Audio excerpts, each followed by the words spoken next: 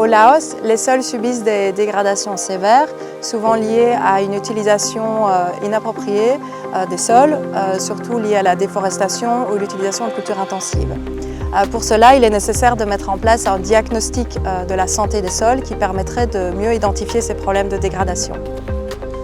Quand on parle de dégradation des sols ou de problèmes de santé des sols, souvent on fait référence à une perte de fertilité par exemple. La fertilité, souvent on l'entend comme la fertilité chimique, donc l'azote, le phosphore, le potassium, ce qu'on appelle NPK.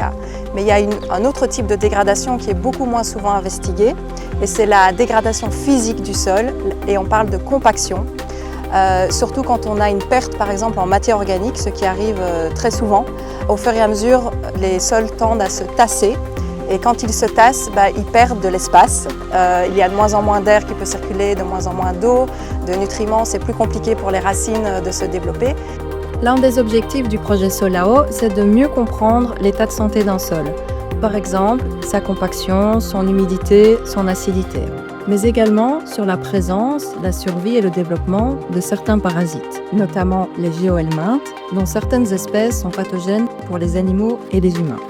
Pour cela, nous avons récolté des échantillons de sol aux saisons sèches et humides dans des rizières et des jardins cultivés, et ces données seront utiles pour identifier les conditions de sol sous lesquelles ces parasites se développent et ainsi informer les autorités locales sur ces zones à risque potentiel.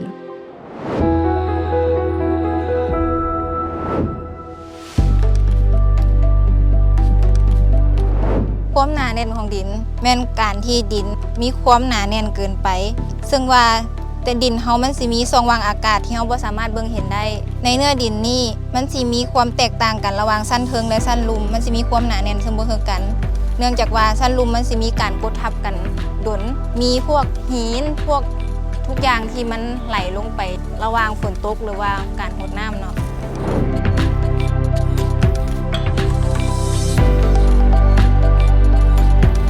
ปัญหาของความหนาแน่นของดินเนาะเวลาที่เฮาต้องการรดน้ำหรือว่ากสิกรต้องการให้ปุ๋ยเนาะซึ่งว่าชั้นแรกมันจะมีช่องว่างทางอากาศเล็กน้อยหรือว่าหลายขึ้นกับว่าความหนาแน่นของดินถ้าความหนาแน่นของดินสูงมันจะเฮ็ดให้บ่มีช่องว่างทางอากาศเวลารดน้ำใส่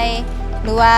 เขาจะหว่านปุ๋ยใส่มันก็บ่สามารถลงลึกไปยังที่รากของพืชได้ตามที่พืชต้องการ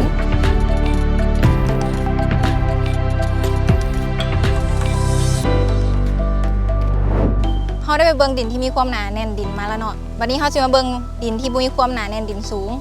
ซึ่งดินตัวนี้จะเป็นดินป่า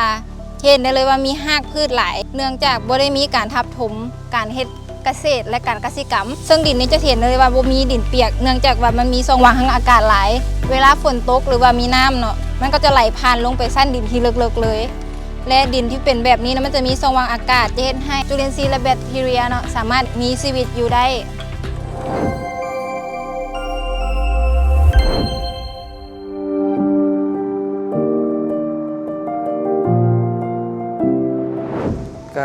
ภายในบ้านของพวกเฮาเนาะส่วนหลายก็เห็นแม่เด็กน้อยเนาะมาเกิดเป็นท้องเนาะเจ็บท้องหั่นเพราะว่าเนื่องจากพญาติเพิ่นว่าเด็กน้อยเพิ่นบ่ทันเข้าใจทางด้านอนามัยนะสุขอนามัยเนาะ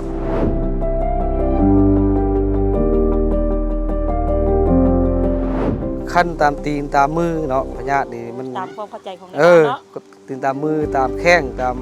พญาติว่าตีนบ่ใช่เกิดมานั่นแหละมาเกิดเป็นพญาติ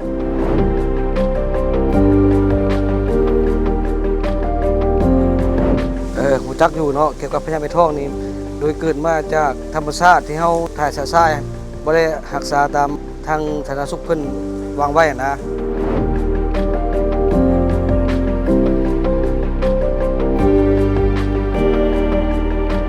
ส่วนหลายก็เด็กน้อยเพิ่นบ่เข้าใจกับสุขอนามัยเนาะเพิ่นก็บ่ได้เอาใจใส่ปานใดเด็กน้อยเพิ่นบ่ฮู้เรื่องอนามัยตัวเองหั่นนะ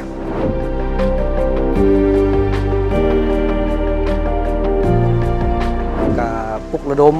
ศึกษาอบรมให้ภายในบ้านของพวกเฮานี้เนาะให้ทางด้านสาธารณสุขเพิ่นเนาะเอาตามทิศชี้นำของเพิ่นหาความสะอาดทันเนาะวิธีป้องกันก็สำนั้นเนาะ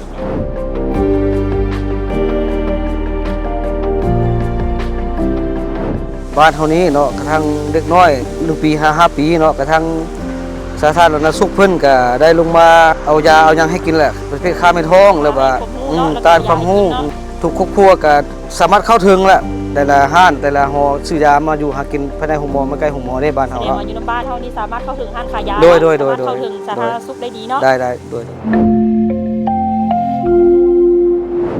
On comprend mieux maintenant la nécessité de mettre en place un diagnostic de la santé des sols qui ne tient pas seulement compte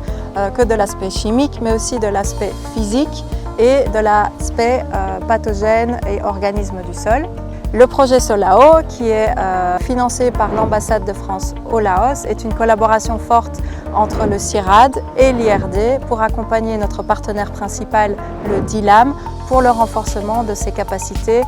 dans la mise en place d'un diagnostic des sols. Merci d'avoir regardé cette vidéo.